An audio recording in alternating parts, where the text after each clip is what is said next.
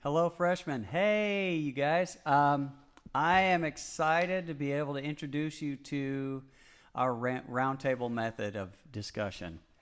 We got our CLIC books printed. Hopefully, you guys all have yours in front of you so you understand what this whole thing is about. Or you're probably not have them in front of you just yet. Maybe you have them, maybe not. But I want to introduce you to the process of what's going to happen here. Your CLIC leaders, very amazing people, took some time this summer to learn how this process works. And you got to realize, though, it was during the summer, so it's been a little minute or two since we did this.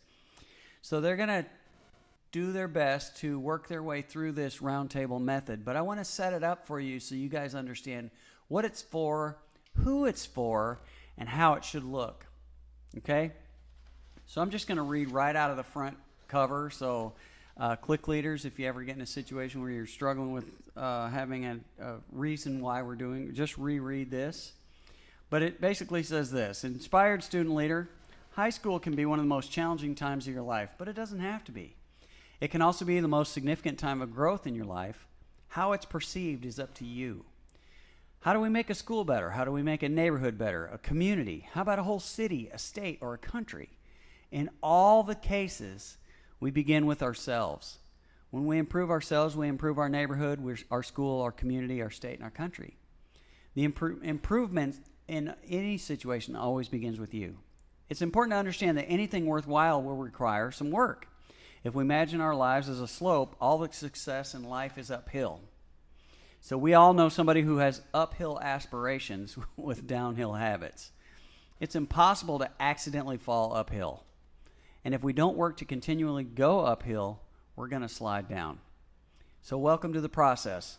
We want you to join us for the greatest conversation you'll have in high school. During the program, you'll discuss as many values as we can fit in that are going to help you be a better friend, a better classmate, and just an overall better person. This conversation is designed to start here, but it'll continue throughout the career, throughout your high school career. As with any self-improvement process, the success of the program is dependent on how you approach it. So if you're honest, transparent, and willing to grow to improve, the best result will be attained. So I just want to point out, too, part of the reason we do this is so that you guys have an opportunity to grow, to personally grow. So there's an African proverb that says, if you want to go fast, go alone. If you want to go far, go in a group. So we need to work at getting along with other people, which is a skill that's been lost a lot lately. And we need to take advantage of opportunities when we can work in groups. You right now have an opportunity to work with a group of people who are looking out for you and have your best interest in mind. So take advantage of that.